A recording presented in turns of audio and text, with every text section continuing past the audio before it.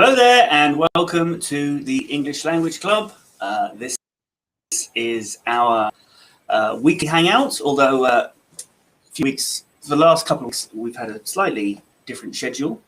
But let us know if you're watching. It says we've got a few people watching, but no one said anything in the chat yet. So say hi if you are watching.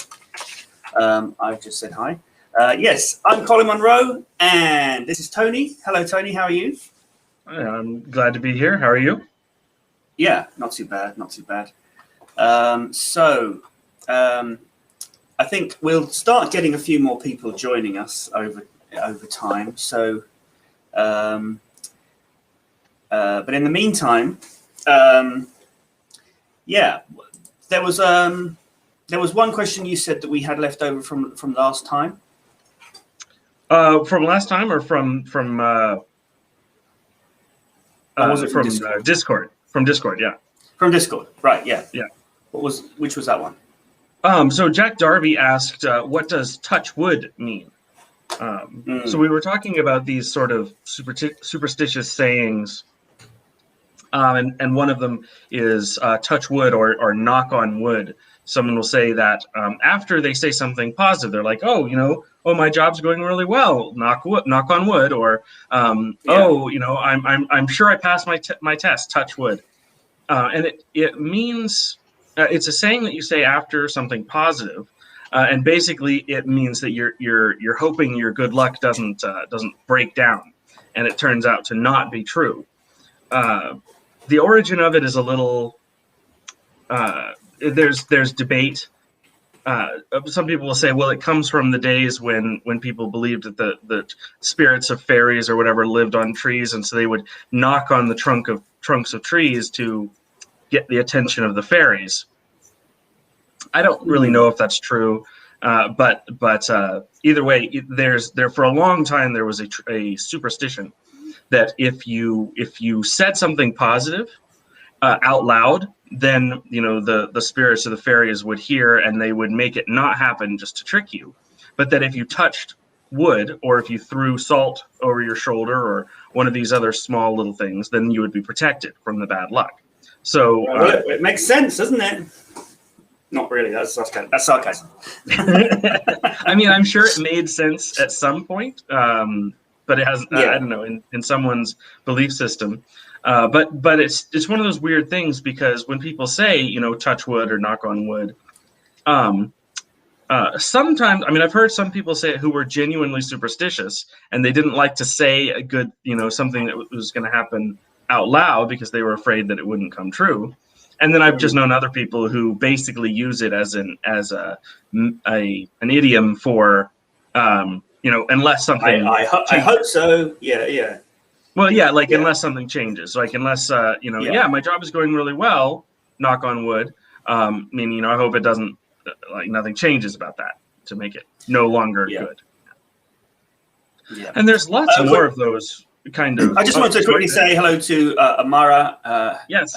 Hashmi. Hello to you. And yeah, if you have any questions, let us know. That's what we're waiting for, some questions to come in. But yeah, going back to touch wood, I've always just thought it sort of meant, because wood is something from the ground. And we talk about being grounded as being like logical and whereas being in the sky, having the head in the sky, is head in the sky, sort of the opposite. So I've always thought it just sort of tied in with that in a way. Samaran and Mohammed. They both just joined us. Welcome. And said hello. So welcome to you. Get your questions coming in, and we will answer them. Go ahead, Tony. Sorry, I interrupted you. Yeah, I mean, that does make sense, but it doesn't have anything to do with the history of the phrase. It is based on that superstition about touching wood. But again, the whole thing about, it comes from knocking on wood, on the trunks of trees. I don't know about that. But it definitely does come from the superstition that you have to touch wood to prevent bad luck from happening. Oh, we've got a few more people joining us. Absolutely, if you guys have questions, go ahead and put them in the chat, because we're here to answer your questions. Well, as we started with a question about superstition, and there are quite a few kind of superstitious idioms or idiomatic phrases that have a kind of superstitious element. So if anybody can think of any, let us type them into the chat, and we can talk about them. Are there any others that you can think of? I mean, you mentioned throwing salt. I just did a quick Google search, actually, and knock on wood, it was the top one. And throwing salt over your shoulder is the second one. Yes. Any idea what the origin of that is? Well, salt, actually, that one is very complex and interesting. So salt is seen in a lot of cultures as a very powerful thing. And nowadays we tend to take salt for granted. But in most of human history, salt was something that you had to make sure you got enough of. You had to work at it. It was expensive. It was a major trade good worldwide because everyone needs it. You can't live without it. And before refrigeration, it was especially important for preserving food. So salt has always been a really, really important, and it's seen as a powerful substance. So one of the things, so it's powerful, and so you can use it, and that's why a circle of salt is used in some pagan or magical or supposedly magical rituals. Salt was an important thing in alchemy and this kind of stuff. So putting salt on something was supposed to purify it. But also, because salt is valuable, salt would be left out as an offering to the spirits, right? So the throwing salt over your shoulder to prevent bad luck, like if something happens to you that you thought would bring you bad luck, and you threw salt over your shoulder, it's kind of a blending of these two things. Like, are you using salt to purify your luck, or are you making an offering to the spirit that might be watching from behind you and being ready to bring you some bad luck? It could be either or both. It's kind of a combination of both of those. Maybe that's why we don't have spirits like so overtly anymore, because they all ate too much salt and died. That's a joke. I mean, I don't know. I'm not sure. Anyway, let's move on.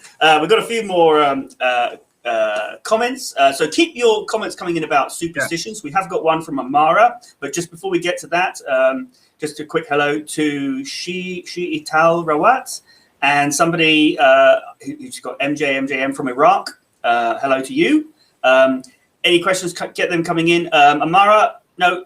Shital has got a question about being fluent, so we'll cover that in a minute. But before we do, Amara says people often talk about having your fingers crossed to kind of be lucky, right? What's the origin of that? Any idea? That one actually is really simple because we cross our fingers like this, which means we're just crossing as in putting one on top of the other. But the original crossing your fingers is like this, which makes a literal cross. Oh, I see. Right. So crossing your fingers was making a literal cross. But if you just do it like this, it doesn't make a literal cross, and so there's no apparent. So it's literally just making the sign of a cross.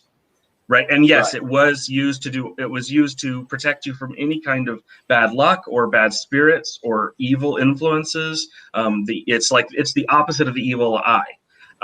It was literally, it's just the same. Not everyone has a crucifix to carry around, but everyone has fingers. Well, not everyone, but it's much more common, easy to carry around with you than having a crucifix. Because in ancient days, not everyone would necessarily be able to afford a piece of jewelry.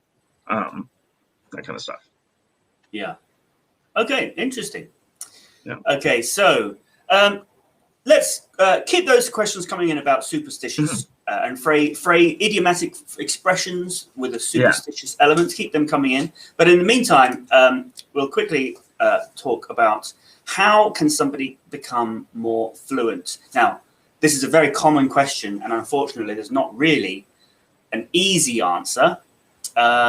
The answer is just keep practicing, and you're doing the right thing by taking action. The fact that you're here, the fact that you're watching this live stream, it's one step in the right direction.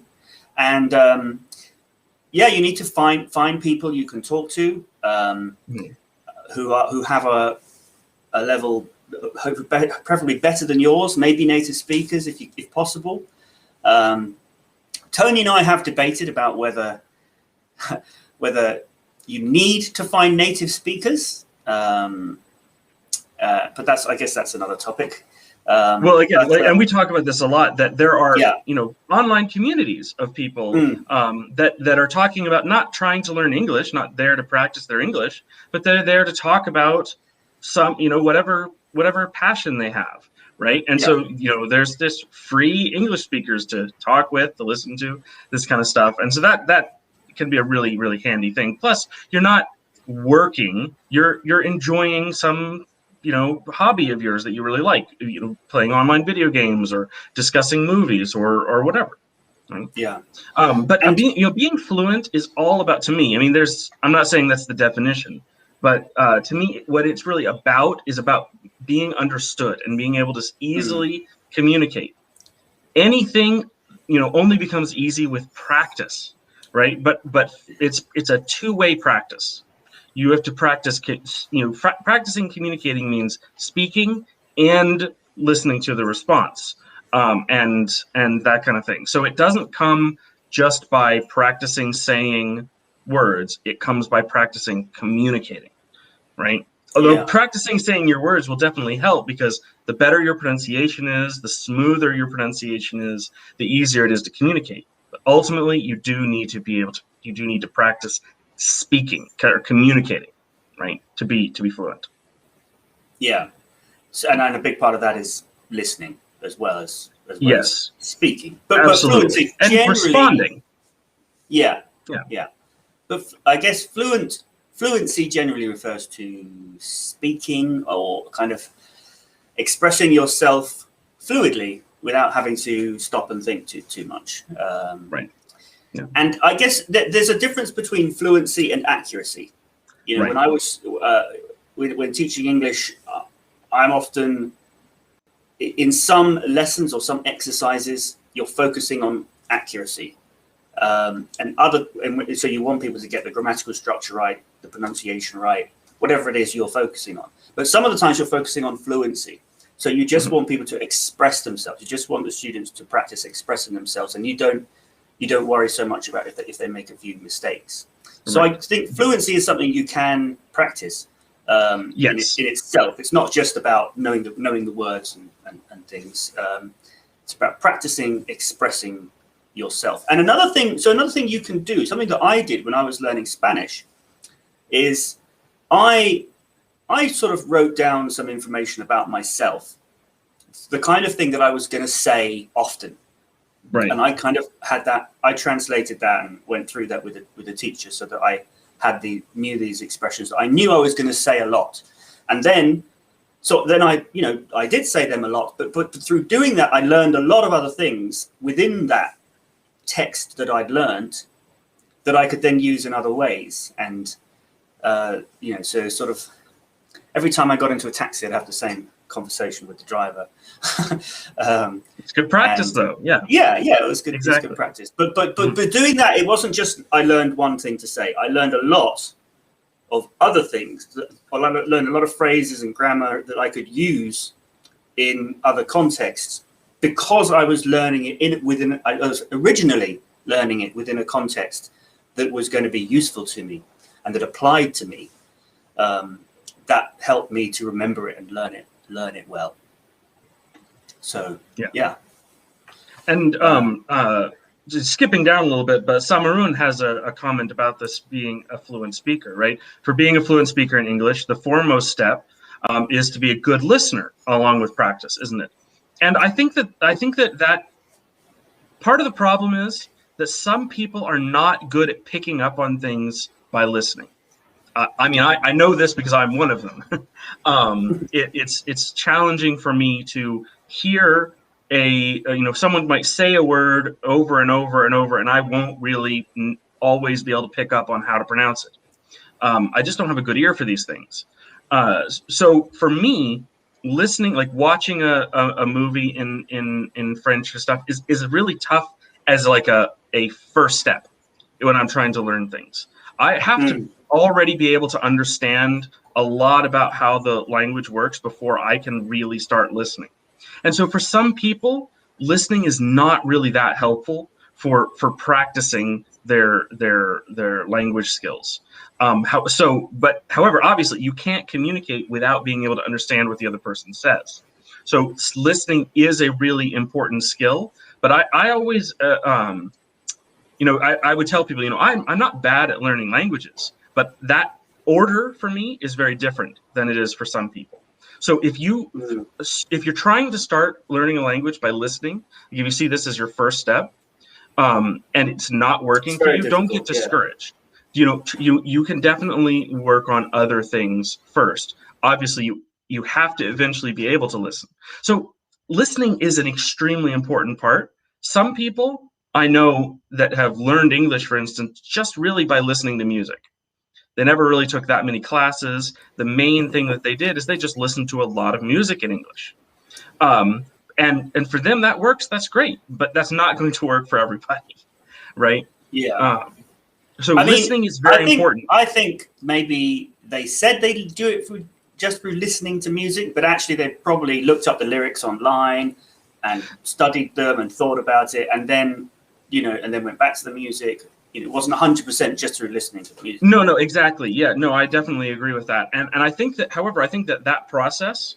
So when I say, I always say this, that you have to communicate. Just listening is not enough. Just speaking, like practicing speaking to yourself, is not enough, because your brain, it's all about communication has to happen in two directions. However, listening something and reading something at the same time does similar things in your brain to listening and speaking. So if you listen to something, you read, you're listening to a song, you read the lyrics, and you sing the song, you're practicing all the sections of your brain that you would be practicing when you're having a conversation, but it's with a static content, we would say. It's not something that's constantly changing. So it's still not the same thing as actually communicating, but it is better than sitting there with your book and reading phrases out. So yeah, that whole thing about listening and practicing and communicating, all of them are really important. So when you say foremost step, how important is being a good listener? I'd say if that's something that is a strength for you, absolutely use that strength. And if it's not a strength for you, work around it. Don't force yourself, because everyone learns differently. So don't force yourself to keep learning in a way that isn't helping you, which is one of the things that, it's hard to help someone who is taking a course as opposed to someone who wants to learn English.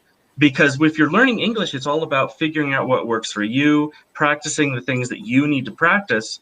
Whereas for a course, you just have to do whatever the teacher is telling you to do, right? And so that you don't have as much flexibility. Yeah. So that's an excellent question. We're bound to come back to this subject at some point. So maybe I've got some things to say, but I do want to move on because we do have another question from Pham Kien.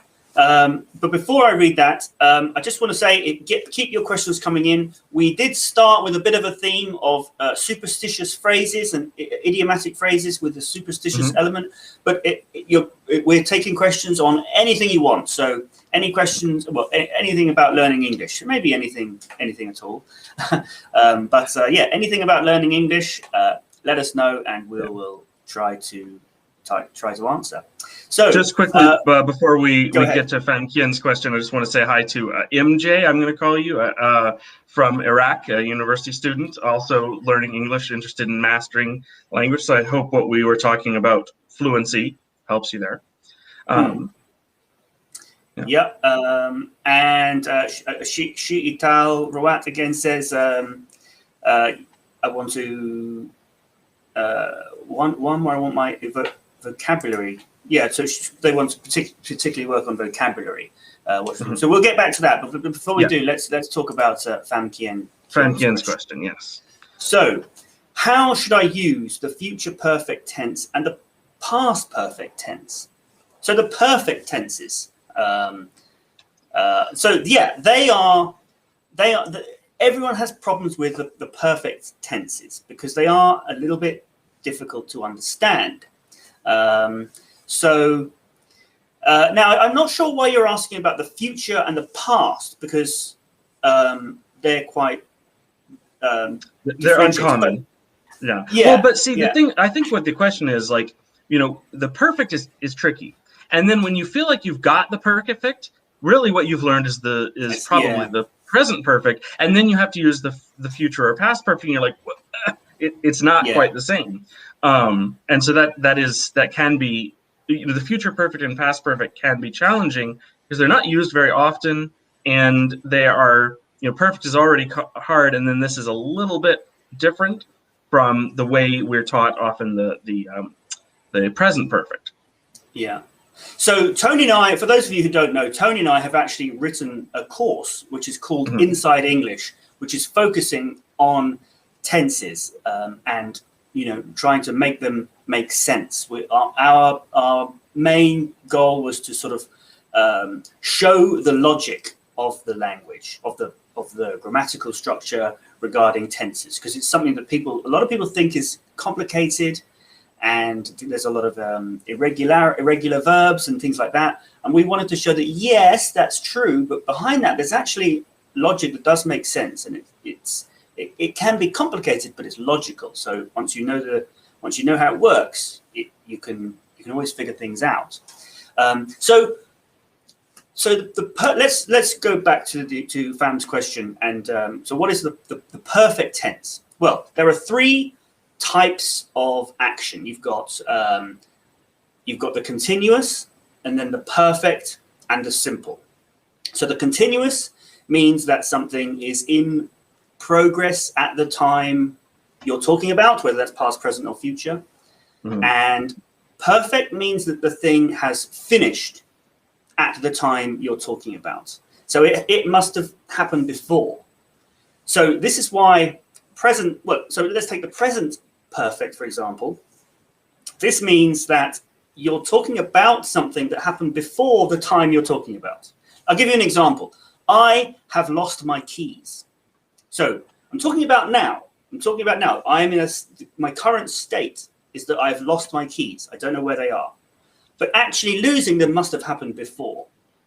So it's a present tense, but it's actually talking about the past in a way. And this is where the confusion happens. Yeah. So we use it to talk about we're not just talking about what happened in the past. We're talking about its results or its effect on the time of action. Yeah. Okay, so in that example, I have lost my keys. The time of action is present. But if we were talking about the future, let's do past first because it works with the keys example, right? Yeah. I guess I couldn't get into my apartment yesterday because I had lost my keys. Yeah. Right. So at that point in time, yesterday, that is the time of action. At that point, sometime before then, Tony had lost his keys. Right. So it's still talking about It's still talking about an event that was already finished when I'm talking about. Right. I'm there trying to get into my apartment yesterday, and I can't because I had lost my keys. The action of losing my keys happened even further in the past, because that's always how it works with a perfect. The actual action has already happened. It's finished whenever you're talking about. Right. So right now, here I am with no keys, because again, the perfect is usually talking about the result of the action, not the action itself. Right. And you can use that in any time. So just like it works in the present, right? I can't get into my apartment because I have lost my keys. Right. I couldn't get into my apartment because I had lost my keys. Right? Now you could make the sentence in the future, but it wouldn't make so much sense because with the example of losing your keys, because we don't know what's going to happen in the future. We could do it with conditional, but you could say I will have lost my keys. That would be the future, but that doesn't quite make sense. Doesn't make sense, yeah. But what would be a good future example? I will have lived here for 2 years. Next month, I will have lived in my apartment for 2 years. Mm-hmm. So all that living has, like, by the time you get to 2 years, all that living, the 2 years of living, is finished. It's already happened, right? So when you're talking about this moment in the future, 2 years in the future, you're not talking about the action of living, right? You've lived there for 2 years, and all of that 2 years has been completed, right? And so now you have the result of having lived in your apartment for 2 years. Another one, I like to use the word, to use arrived, because it's similar to losing your keys. It stops you from doing something, or it does. Like you can call me tonight after 8 because I will have arrived home, right? Yeah. So you can call me because I will have arrived. So sometime before 8 o'clock tonight, the action of arriving happens, right? So at the time you're talking about, 8 o'clock in the future, by that time, arriving has already finished. And so you're available to be called, right? Because again, you're talking about the result. Because you've already arrived in that future time, well, then you're available. Someone can give you a call at home or something like this, right? I will, call me, after 8, because by 8, I will have arrived home, right? Yeah. Great. Okay, so fam, I hope that's helpful. The perfect tenses, though, are a little tricky for the reasons we've explained.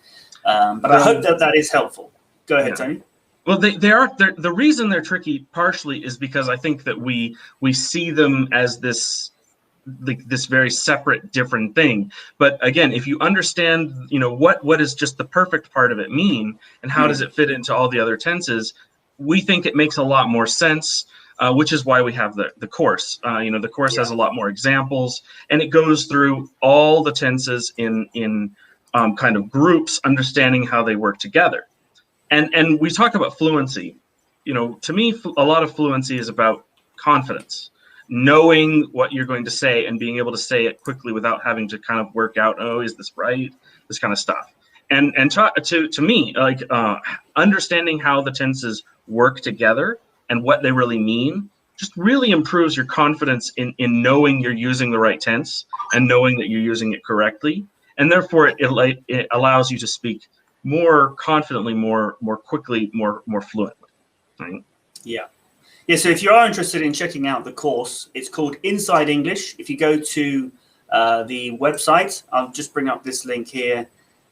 So englishlanguageclub.co.uk. If you go to that, there's a link in the description as well. Then you'll see Inside English from the homepage, and you can check out our course there.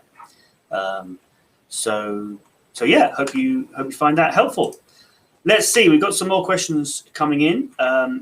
We've got Zahira on Facebook has a question we'll get to, and let me see before that. Oh yeah, so Shiital says, we touched on this earlier. How can one question I want to ask: how can I improve the vocabulary part? So we talked about fluency earlier, and vocabulary is part of that. Any tips for learning vocabulary?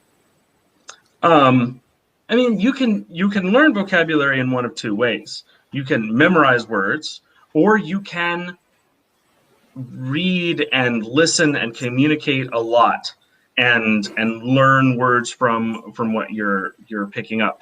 To native speakers, I always tell them, you want to improve your vocabulary, read a lot. And when you're reading, look up the words that you don't know. I have a Kindle, and on that you can just kind of press on a word, and it'll pop up the definition. It's very quick.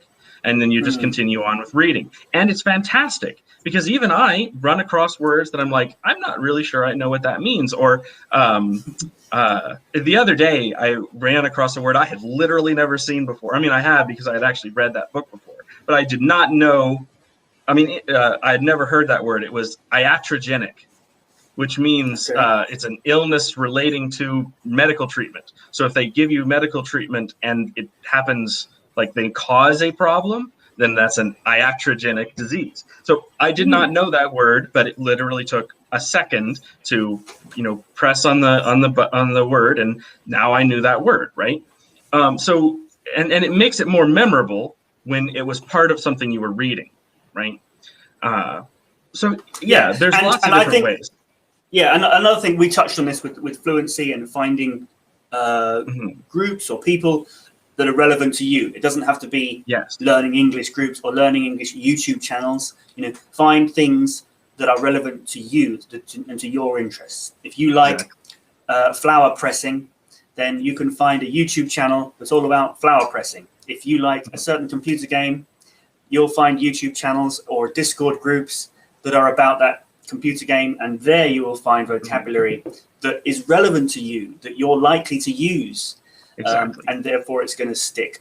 And if you're if you're an engineering student or a medical student or a law student, and you're constantly going to run into, if you're reading, you know, English articles on engineering or medicine or law, you're constantly going to run into words that you don't know, but that words you're going to need to know, right? And so, you know, read those articles on whatever your professional interest is, and look up words constantly, and don't feel bad if you don't remember them, because even the process of looking up a word and then forgetting it is something that will help you remember it the next time.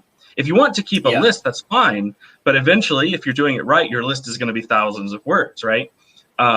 So you almost don't even need to worry about that. Just be in the habit of, when you come across something you don't know, looking it up, and you'll constantly be growing your vocabulary. And again, that's not the only way. You know, people, you know, to have vocabulary quizzes, or they watch YouTube videos specifically with vocabulary practice, or they'll use like something like the Pimsleur method to reinforce vocabulary, and that's fine. There are lots of different ways to learn vocabulary, and just find something that works for you. But just do something. Be proactive. Be proactive. Yeah. Great. Now I think we're going to we'll come back to this, but there are a couple of other questions. Sorry, did you want to say something there? No, I thought I thought I saw a comment on Facebook from. Oh yeah. That's what I was going to get to now. So Zahira says, yes, our regular on Facebook. Thank you hi there from Algeria, listening to your fabulous sessions while fasting for Ramadan. That helps spend this whale of a time. Great. So my question is, the perfect has always been a problem. Could you give us a clue about recognizing it right away? Hang on. And another clue: how to teach perfect tense with non-native students. Well, yes. Well, so first of all, Ramadan Mubarak. Glad that you're that we're able to help you spend your time. And that is a great question.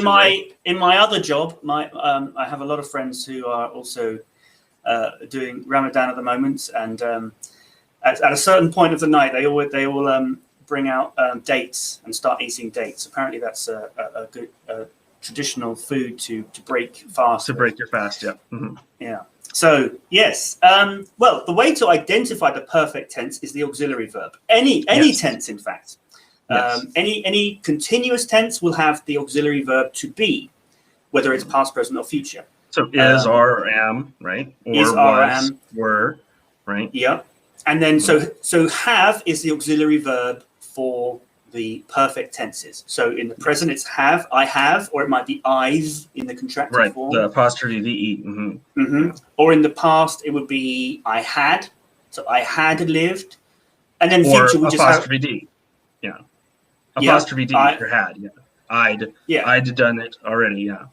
And then in the future, we just add the will as an extra auxiliary verb. So it's I will have lived, for example. Yeah. So that's how you recognize it. Yes.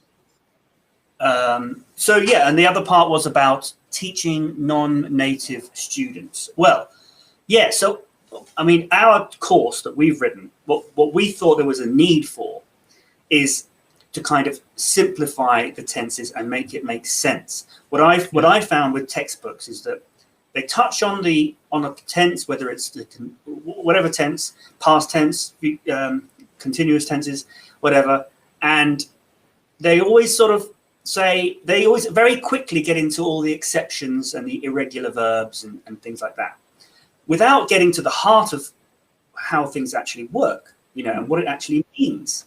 So I would say focus on what it actually means before you get into the irregularities. In fact, in our course, we don't talk about the irregular verbs and things like that at all, really. Well, very, very, very briefly. Very, very little, yeah.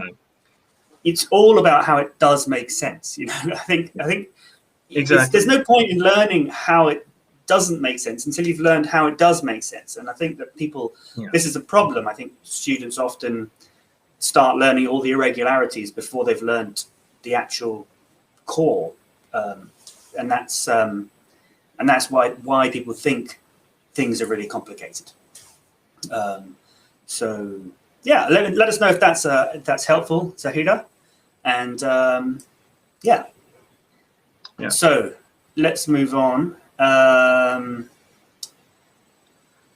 Gabrielle from Italy, can you explain when to use inversion between verb and subject for emphatic purpose? For instance, I'll never forget this awesome hangout. No, never will I forget this awesome hangout. Never. Sorry, never. Never will I.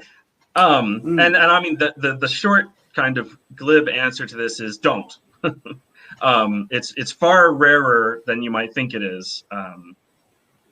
For instance, like there's no reason, unless you're writing a poem, to say never will I forget this awesome hangout. And you do hear this showing up in poetry a lot and stuff like that. So the kind of the automatic answer is don't generally try to do this. It's not very commonly used. As long as you understand when you see it what it means. Now that said, there is more to it than that, but that's my short answer anyway. Yeah. But you know, Gabrielle does mention, you know, it's for emphatic purpose. So yeah, that's what it means. That's when to use it. It's but like you said, Tony, it's not the sort of thing. Emphasis. Yeah, you don't use this in day-to-day speaking really when you're, like you said, Tony, maybe if you're writing a poem. Right. Or so if you want to sound like you're overblown and old-fashioned, that's when you use some of these, like, shall we go to the store today? Like, you're trying to sound overblown and old-fashioned, or something like that. Yeah. Right. Yeah. If you want to sound very dramatic or very old-fashioned, then that's when you use it. But generally, don't use it in day-to-day. And I'm sure there's some use, like some insert in some idioms or something like that. Nothing's coming to mind right now. But again, recognize, like, understanding what it means and this kind of stuff. But it's not a thing that you would normally use, right? No. Now, did you want to say something else about that, or would you want to move on to the next question? No, I just we definitely want to get Debbie's question. Yeah. And English Vibes was asking the same thing. Yeah. So please explain, how can we learn phonetics easily? Well, I mean, I've made a lot of videos about phonetics, but I've only really touched on the subject briefly, in it to the extent that it's useful for people learning English as a second language. Or as a foreign language. I don't really consider myself an expert in phonetics because it's a huge subject. It's a whole science. Exactly. That's unrelated to actually learning a language. It's like it's like the difference between being it's like the difference between being a cook and a chemist. Or something like this, right? Like, I can teach you how to bake, I can teach you how to sear meat or whatever, but I'm not going to try to teach you the chemical reactions involved in denaturing proteins or whatever. Yeah. But a certain amount of knowledge of science and physics and chemistry will help you as a cook, as a chef. And it's the same with phonetics and phonetics. Learning a language. So if you're asking me how to learn phonetics, you know, as a whole subject, well, I mean, it's a whole, like I said, it's a whole other subject, and I'm not an expert. But if you want to, I think what you're asking is, how can I learn to use a little bit of phonetics to improve my pronunciation in my English pronunciation? Can I jump in real quick because I think there's two different things that we might kind of fit into this category. One is like learning the IPA, so that you can look up. If you learn the International Phonetic Alphabet, then you can learn those symbols. So when you look up a word's pronunciation, if you know what the symbols mean, you know exactly what they are, right? So that's part of what learning phonetics could be. The other part of it is just learning the sounds and learning to make them correctly, right? And so both those are two kind of different things two different ways you could use learning phonetics to help improve your learning English. So I just wanted to kind of, go ahead and continue. Yeah, I mean, and another thing that we always say is pronunciation is a physical thing. So right. remember that. If you're mispronouncing words or struggling to pronounce words, remember that it's physical. So don't just try and say something correctly. You need to think, what are you doing with your lips, your tongue? And I guess that's what phonetics is about, to me at least, in terms of teaching it as to help English. So yeah, there's hundreds of sounds we can make, or maybe not hundreds, but there's a lot of different sounds that we can make. But in English, we only use 44 of the sort of identified sounds, the sounds that have been identified in phonetics that are possible to make.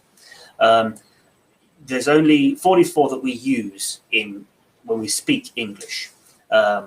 And so, yeah, I've made a video on every single one of those sounds, and they are all, and broken them down and talked a little bit about the physicality of each one. They're all getting a bit old now. But yeah, so I would say, if you want to improve your pronunciation, think about the physicality of each sound and what you're doing physically for each of those phonemes on the phonetic chart that you'll have seen. And look for which ones you're struggling with, because usually it's going to be a smaller set, depending on what language you're coming from. There will be sounds that you can make very easily that are similar, right, to sounds you're making all the time. And then there will be ones that are different. Like, then focus in, watch those videos. Colin's, the pronunciation videos are wonderful, and watch those and practice them. And then as you're communicating, watch for that sound, listen to how other people say it, ask your friends to tell you if you're saying it correctly, this kind of stuff, right? Practice. Yeah. But informed practicing. Start by thinking about the physicality and learning which sound you need to learn, and think about how you're moving the parts of your mouth. So practice, but practice from an informed point of view, right? So just like usually when people are making mistakes with pronunciation, it's because there's a certain thing that we need to do with your mouth, your lips, your tongue, that people are not accustomed to because maybe they don't do it in their first language. For example, to make the sound th or your tongue needs to touch your teeth. So you need to sort of stick your tongue out a little bit. And a lot of people are not accustomed to doing this. So it either comes out as a z, because they try to do it with their lips, or it comes out as a think, or f, instead of saying I think, you often hear people say I think, because they're putting their bottom lip. If you watch me again, look, I think. That's how you should do it. You can see my tongue touching my teeth. But a lot of people say I think. You can see they're putting their bottom lip where their tongue should be. So, that's basically, that's the most important thing for pronunciation and phonetics, I think. Just, where is your tongue? Where is your lips? Where are they meant to be? And so, yeah, if you think about it in those aspects, you'll make big improvements. I think it's very similar to what we were saying about tense, that, we often don't, the way we learn tense is all this disconnected stuff. But if you think about how they connect, it makes a lot more sense. I think the same is true with phonetics, with pronunciation. If you think about it in terms of where do I need to put my tongue, what action do my lips do? What are my vocal cords doing? How am I breathing? all of those pieces are all things we can control, right? You might, I don't know how many times I've either heard someone say or said it myself, like, you're telling me to do this, but how do I do that? My body just doesn't do that. Well, the reality is it can, but you have to practice the individual motions, right? You have to, you can't just practice, you can't just go out and do everything perfectly. You have to practice all the individual motions that go into it. Yeah. I wanted to add, oh, go ahead. I was just going to say quick hello to ED English in Cambodia. Hello to you. Let us know if you have any questions. We do have one from Zahira, which we're going to get to in a minute. But do you want to say something first, Tony? Well, we also had, Jack came in, said hi. Jack Darby and Jack Smith. And I wanted to say hi to Alicia. Oh, yeah. One of our members. Mm-hmm. Yeah. No. Hello to all of you. So I want to just because, again, in the spirit of teaching, remember, when you're asking how to do something, you can ask the question, how can we, or how do we do this, right? How do we use the future perfect? Or if you're asking for someone to explain it, you can say, please explain how to use the future perfect, or how to use phonetics, or whatever, right? When you explain, the verb explain has to be explaining a thing, right? Yeah. So you say, please explain this, please explain how to do this. You don't explain a person. So you don't say, please explain me. In fact, you don't even need the me. You can just say, please explain how to, use, please explain how to be a fluent speaker, right? There's anything like this. If you do say me, please explain to me, or to us. To me, yeah. To, right? Yeah. You have to use the to, because explain takes the person you're explaining to as its indirect object, so you use the word to. But you don't even need it. That's the thing I think that people don't realize. You can just say, please explain how to do this, right? Yeah, it's a very common mistake. As it's teachers, super common. I think we hear it more, particularly a lot, because people are often asking us that question. But yeah, so the object of the verb explain is the thing you want explained, not the person that you're talking to, not the person you want to do the explaining, or yourself. It's not. Yeah, it's not. Please explain me. It's please explain something to me. Is how you use it. But yeah, very common. Another one is what means this word? And in that sentence, people are just missing out the auxiliary verb. What does this word? Because this word is the subject of the sentence. So so what does this word mean? Is what the way they should say it. Another very common mistake. Okay, so Zahira says, how would to express a past habit? Is there a potential difference between used to and would? So how do you use should or would to express a past habit? Should. Should. I mean, I'm not. Maybe to express just a past habit. I would say I used to. How you express a past habit. I used to go to the cinema every week before lockdown.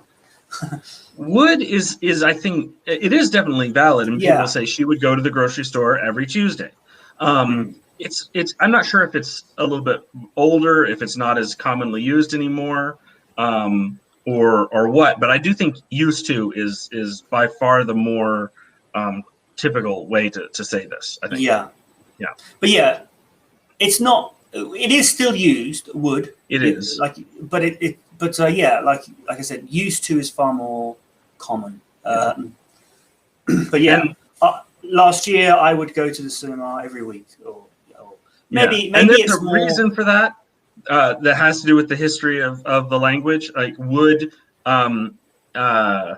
used to have a connotation more of to talk about a habit or repetition, and we've lost that in everything except the past. Now we still do use that in the past, but because it's something that used to be a big part of English, but I don't. Yeah, I'm not sure. That might just be something that's kind of slowly fading. So. Yeah. Okay, so I hope that's helpful. Let us know, Zahira. Jack Darby has a question. Always great to hear from Jack.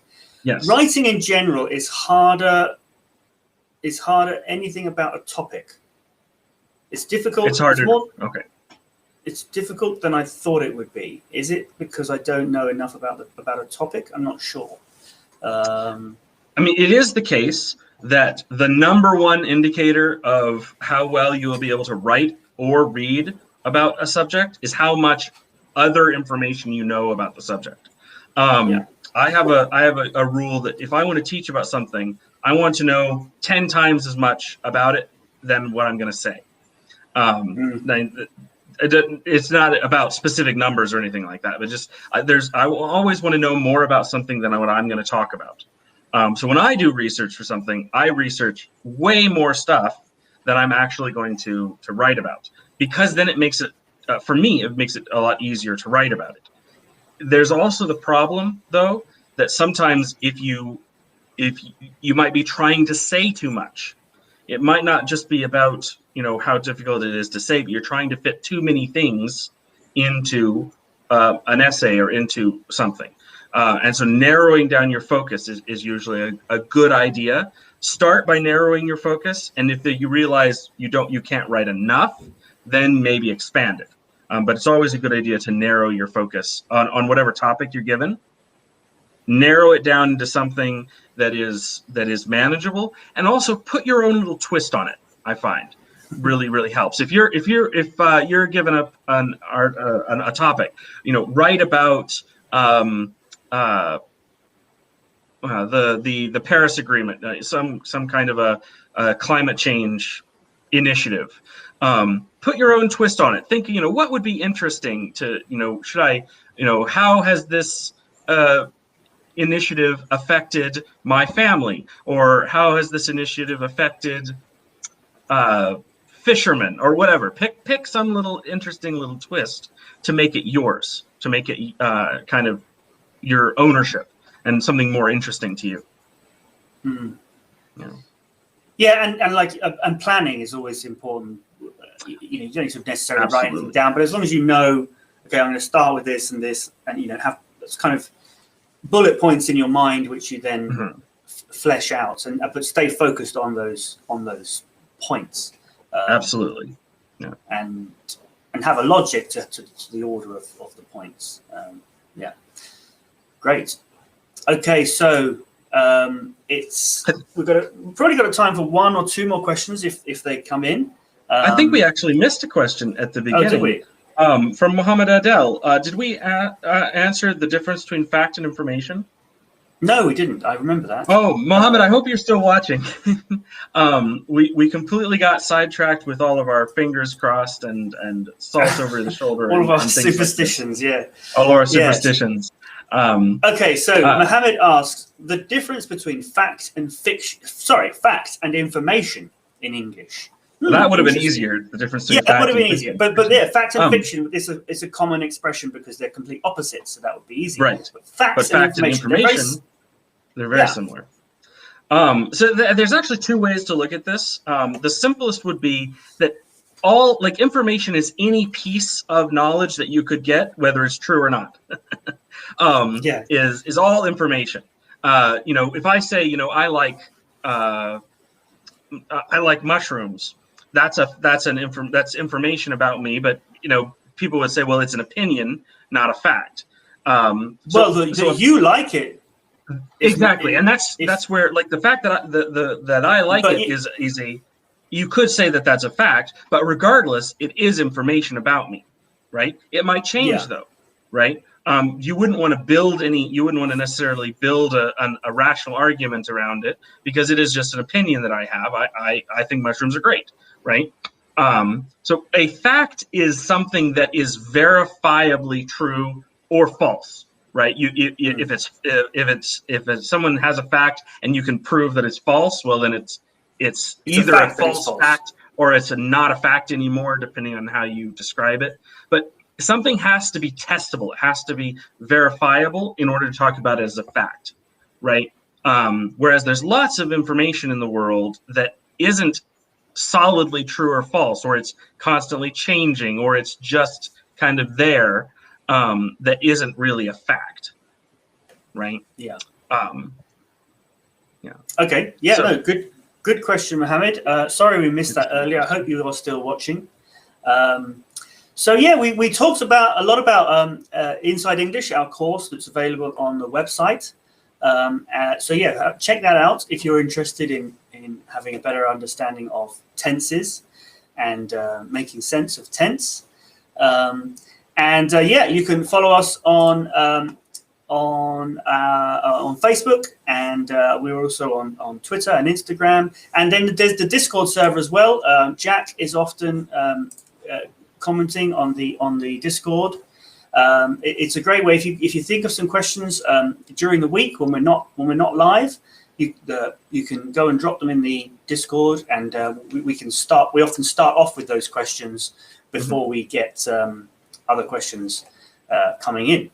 So yeah, head on over to Discord. Links in the description again. Go ahead, Tony.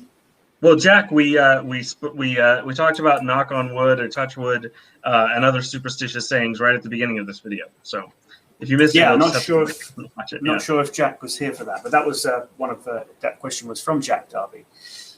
So yeah. Well, so thank you for watching, and what are we going to be here same time next week or no? Not next week. No, I think we'll be. It'll have to be a little bit later in the day, but we might be going back to Tuesdays. Right. Yeah. So the last few weeks we switched to Saturdays temporarily, but then we missed last week because it was the funeral of Prince Philip, and we didn't want to do it, and it would have been exactly the same time, so we didn't want to do that. We were going to do it Tuesday, but then no, it is Tuesday. No, we were going to do it anyway. Saturday. Anyway, we did it now. Yeah, we're doing it now. We're doing it now. But we will. So yeah. Probably the next one will be next Tuesday, but a little bit later. But either way, check out englishlanguageclub.co.uk/live, and you'll see there a playlist with the next live stream. The time of the next live stream will be there, and you can click a button to get notified when we actually go live. And obviously, if you're subscribed and you hit the bell icon, you'll get notified of that as well. So make sure you do that. And unless there's anything else, Tony, I think we'll say goodbye. Goodbye. Goodbye.